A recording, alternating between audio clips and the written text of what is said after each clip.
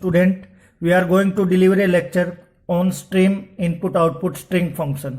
देखो last video lecture में हमने स्ट्रीम के एक कैरेक्टर फंक्शन किए थे, कौन से, गेट फंक्शन और पुट फंक्शन। गेट फंक्शन के द्वारा हम किसी भी कैरेक्टर को इनपुट करा सकते थे और पुट फंक्शन के द्वारा किसी भी कैरेक्टर को प्रिंट करा सकते हैं। इसी तरह हमारे स्ट्रिंग के दो फंक्शन है, गेट लाइन और राइट फंक्शन। गेट लाइन के द्वारा किसी भी फंक्शन को किसी भी स्ट्रिंग को हम इनपुट करा सकते हैं। राइट फंक्शन के द्वारा किसी भी स्ट्रिंग को हम प्रिंट करा सकते हैं। गेट लाइन हमारा इनपुट फंक्शन है और राइट हमारा आउटपुट फंक्शन है। जो गेट लाइन, अब देखो ये गेट लाइन और राइट फंक्शन ये आईओ स्ट्रीम क्लास के मेंबर फंक्शन है। अगर किसी भी क्लास के मेंबर फंक्शन एक्सेस करना हो तो उसके ऑब्जेक्ट और डॉट ऑपरेटर की हेल्प से करते हैं। तो कैसे करते हैं, पहले ऑब्जेक्ट का नेम, फिर डॉट ऑपरेटर, फिर क्या है मेंबर फंक्शन का नेम। देखो आई स्ट्रीम का जो ऑब्जेक्ट है वो कौन सा, आपका सीन। और देखो ये भी आपका इनपुट फंक्शन है, ये भी आपका इनपुट आपका ऑब्जेक्ट है। सीन डॉट गेट लाइन, यहां पर स्ट्रिंग का नेम देंगे और यहां पर साइज देंगे। जैसे कैर, सपोज करो एक आपने स्ट्रिंग बनाई जिसकी डाटा टाइप क्या है कैर, और स्ट्रिंग का नाम नेम ही रख दिया और 30, तो कैर ये 30 दे दिया तो मैक्सिमम आप 29 कैरेक्टर स्टोर करा सकते हो। देखो कोई भी स्ट्रिंग अगर आप इनपुट कराते हो तो लास्ट में एक और कैरेक्टर ऐड कर देगा। जैसे आपने क्या करा दिया, एक स्ट्रिंग इनपुट करा दी, फॉर एग्जांपल आपने विकास नाम की एक स्ट्रिंग, तो विकास के लास्ट में एक और कैरेक्टर ऐड कर देगा, जिस कैरेक्टर को क्या बोलते हैं, नल ऑफ कैरेक्टर। और वो ये बताता है स्ट्रिंग क्या होगी आपकी, यहां पर टर्मिनेट होगी भाई। अगर आपने 5 कैरेक्टर इनपुट कराए तो आपके कैरेक्टर स्ट्रिंग के अंदर कितने हो जाएंगे, 6 हो जाएंगे। तो एक कैरेक्टर आपका एक्स्ट्रा ऐड कर देता है लास्ट के अंदर, जिसको बोलते हैं नल ऑफ कैरेक्टर। वो ये बताता है स्ट्रिंग का यहां पर टर्मिनेट हो गया। अब देखो आपने एक स्ट्रिंग डिक्लेयर कर दी जिसका साइज क्या है 30। अब इसको अगर इनपुट कराना है तो कैसे कराते हैं, सीन डॉट गेट लाइन, यहां स्ट्रिंग का नेम देंगे, यहां पर स्ट्रिंग का साइज जो आपने डिक्लेयर किया है, 30 किया तो 30, 50 किया है तो 50।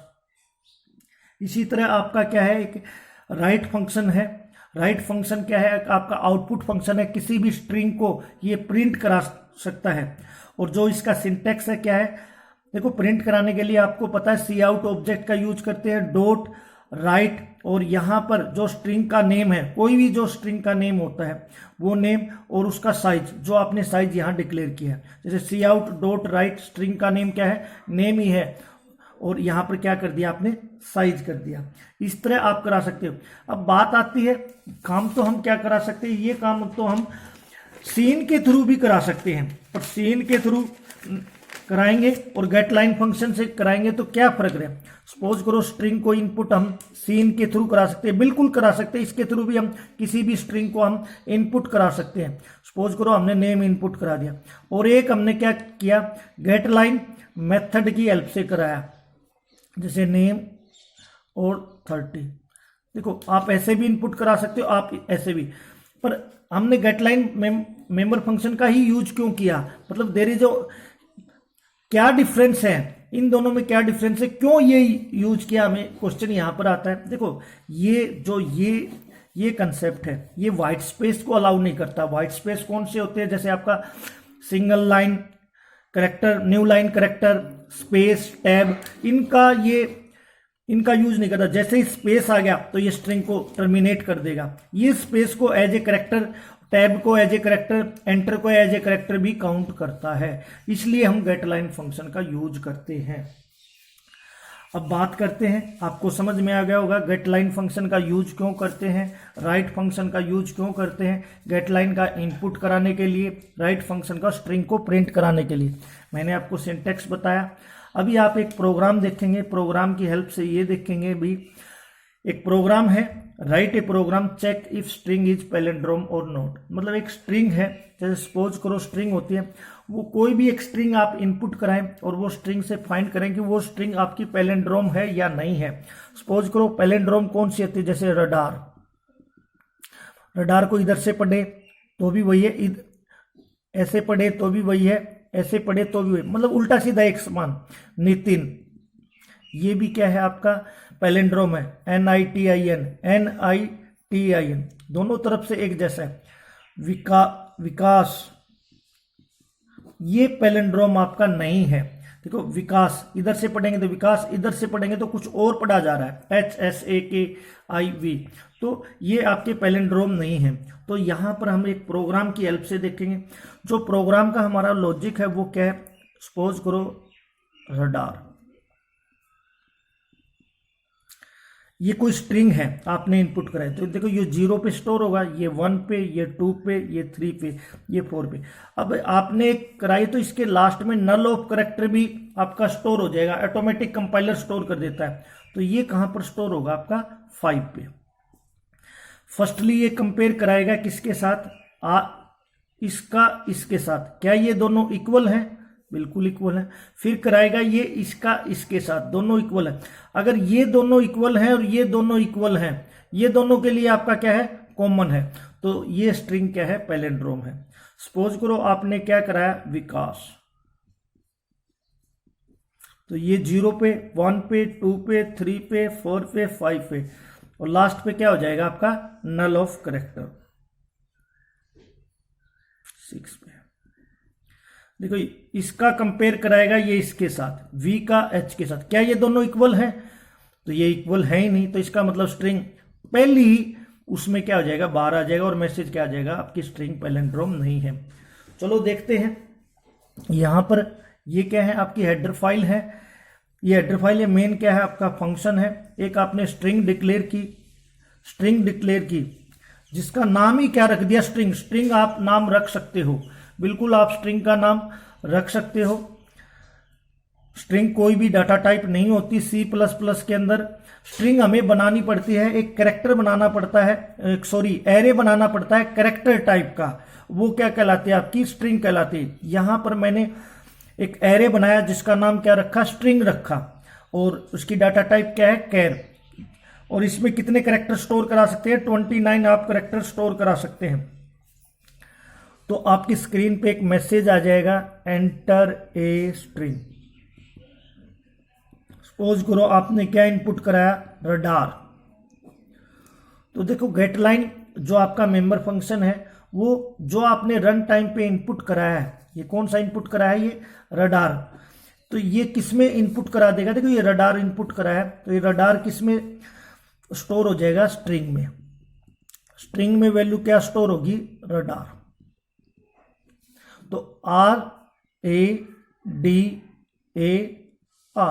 ये 0 पर, 1 पे, 2 पे, 3 पे, 4 पे, और लास्ट में क्या हो जाएगा, नल ऑफ करेक्टर। मैंने बताया था ये स्ट्रिंग को टर्मिनेट करता है, ये कहां स्टोर हो जाएगा, 5 पे। देखो अगला लॉजिक हमारा क्या है, जब तक आपका नल ऑफ करेक्टर नहीं आ जाए, लेन की वैल्यू इंक्रीमेंट होती जाए। यहां से क्या कर रहे हैं हम, स्ट्रिंग की लेंथ फाइंड आउट कर रहे हैं, इस लूप के द्वारा क्या कर रहे हैं, स्ट्रिंग की लेंथ फाइंड आउट करते हैं। देखो लेन की वैल्यू 0, बिल्कुल स्ट्रिंग लेन, स्ट्रिंग 0, और स्ट्रिंग 0 पर क्या है, r not equal to null of character. R किसके इक्वल नहीं होता, नल ऑफ करेक्टर के। कंडीशन ट्रू है या फॉल्स है, देखो ये तो आर है, ये नल ऑफ करेक्टर है, ये इसके बिल्कुल इक्वल नहीं होता, तो कंडीशन क्या होगी आपकी, ट्रू है।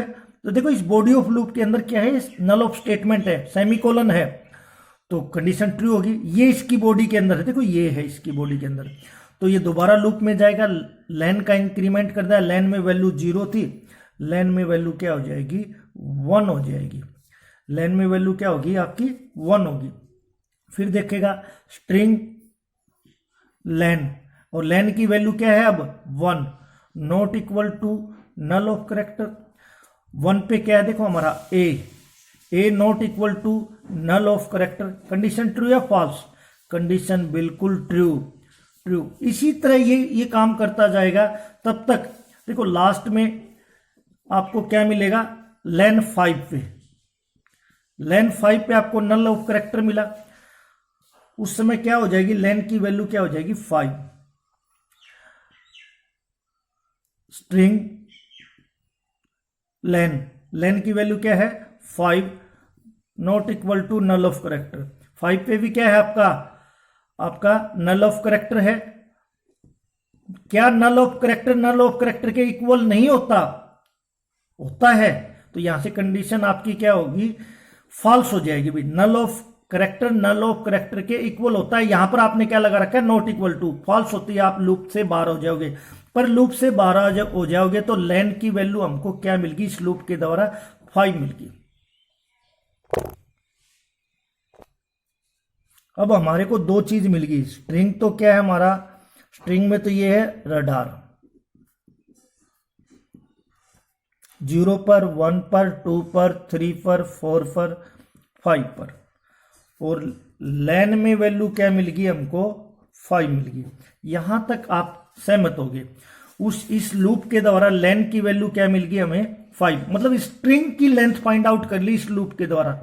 एक और फंक्शन होता है स्ट्रिंग का str लेन, उसके द्वारा भी आप स्ट्रिंग की लेंथ फाइंड आउट कर सकते हो। ये हमने अपना खुद का लॉजिक लगाया, इसके द्वारा भी आप स्ट्रिंग की लेंथ फाइंड कर सकते हो। तो लेन में वैल्यू क्या आ गया हमारी, 5। अब देखिए यहां पर i की वैल्यू 0, j की वैल्यू क्या है, लेन -1, और लेन की वैल्यू क्या है, 5। तो कहने का मतलब j की वैल्यू क्या होगी हमारी, 4 होगी। अब देखो i less than lane divide by 2, i less than lane divide by 2, i की वैल्यू क्या है, 0, लेन की वैल्यू क्या है, 5 डिवाइड बाई 2। और लेन कैसा वेरिएबल है आपका, इंटीजर वेरिएबल, 0 लेस देन 5 को 2 से, तो यहां पर कंडीशन क्या आ जाएगी, 2। कंडीशन क्या होगी आपकी, ट्रू। मतलब 5 को 2 से डिवाइड करेंगे कितना आएगा, 2.5। और 2.5 इंटीजर वैल्यू, पॉइंट की वैल्यू को एक्सेप्ट नहीं करता, इसलिए यहां पर क्या आ जाएगा, 2 आ जाएगा। 0 लेस देन 2, यहां पर कंडीशन क्या होगी, ट्रू होगी। यहां पर कंडीशन क्या होगी आपकी, ट्रू होगी। ट्रू होते ही ये बॉडी ऑफ लूप के अंदर एंटर कर जाएगा। यहां पर कंडीशन आपने क्या दे रखी है, if string i not equal to string j। देखो स्ट्रिंग i और i की वैल्यू क्या है, 0, मतलब यही हुआ ना, string 0 not equal to string j। और j की वैल्यू में क्या है, देखो j की वैल्यू में 4, स्ट्रिंग 4। और 0 पर क्या है आपका r नॉट इक्वल टू, और 4 पे क्या है वैल्यू, स्ट्रिंग 4 पे क्या वैल्यू है, r क्या, r not equal to r, condition true या फॉल्स। कंडीशन यहां से क्या होगी, फॉल्स। r के इक्वल नहीं होता, कंडीशन फॉल्स होगी तो ये इफ के अंदर नहीं जाएगा। इफ के अंदर नहीं जाएगा तो इसका मतलब क्या है, फ्लैग आपका देखो क्या था, 1 था, फ्लैग आपका 0 नहीं होगा, फ्लैग 1 का 1 ही रहेगा अगर ये इसके अंदर नहीं जाएगा। देखो हमने एक वेरिएबल ले रखा है फ्लैग 1, ये कंडीशन के लिए ले रखा है। फ्लैग अगर आपका इस कंडीशन में चला गया तो फ्लैग आपका क्या हो जाएगा, 0 हो जाएगा। अभी आपका नहीं गया, आगे कंपेयर करते हैं। देखो फिर आप लूप में दोबारा जाओगे, i की वैल्यू तो क्या हो जाएगी, 1, और j माइनस j, और j की वैल्यू क्या हो जाएगी आपकी 3। देखो j की वैल्यू 4 थी, i की वैल्यू 0। देखो i को तो हमने प्लस किया है, j को माइनस। अब फिर कंपेयर करें वैसे ही, if string i not equal to string j, और स्ट्रिंग i पे क्या है वैल्यू 1, और 1 पर क्या है हमारा a, और स्ट्रिंग j की वैल्यू हमारी क्या है 3, और 3 पर वैल्यू क्या है हमारा, 3 पर आपका कौन सा 3, देखो i की वैल्यू अब क्या है 1 है, j की वैल्यू 3 है। वही कंडीशन फिर चलेगी, if string i not equal to string j। String i का मतलब क्या है, स्ट्रिंग 1, और 1 पर हमारा क्या है a, स्ट्रिंग j, और j की वैल्यू 3 है, और 3 पर हमारा भी क्या है a not equal to a। Condition true या फॉल्स। कंडीशन क्या होगी, फिर फॉल्स होगी, तो इस इफ के अंदर आएगा ही नहीं, दोबारा किस के अंदर चला जाएगा, इस लूप के अंदर। अब i की वैल्यू 2 थी, 2 लेस देन इक्वल टू 2। देखो यहां पर कंडीशन, यहीं पे कंडीशन फॉल्स होगी तो लूप से बाहर आ जाएगा। और फ्लैग में क्या था, 1 का 1 रहेगा। फ्लैग में तो 0 तब होगा तब यहां पर जाएगा, यहां पे तो गया नहीं। फ्लैग में अगर आपका 1 है, नॉन जीरो वैल्यू है, तो क्या मैसेज हो जाएगा, स्ट्रिंग इज पैलिंड्रोम। इस तरह आप क्या काम कर सकते हो, स्ट्रिंग पे काम कर सकते हो। और भी बहुत सारे आपके प्रोग्राम हैं जिसकी हेल्प से आप स्ट्रिंग पे काम कर सकते हो। Thank you and have a nice day.